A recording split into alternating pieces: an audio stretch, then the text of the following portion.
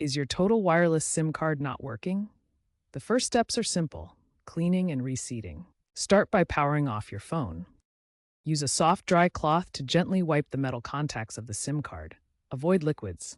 Next, use the SIM eject tool to remove the SIM, then firmly reinsert it, ensuring it's properly aligned. Power your phone back on to see if this resolves the issue. According to a 2024 survey by JD Power, 72% of total wireless users resolve SIM issues independently, with cleaning reseating accounting for 60% of those fixes. If cleaning and reseating don't work, reactivate your SIM card. Use the Total Wireless app or website and enter the SIM's ICC ID located on the SIM card or in your device settings.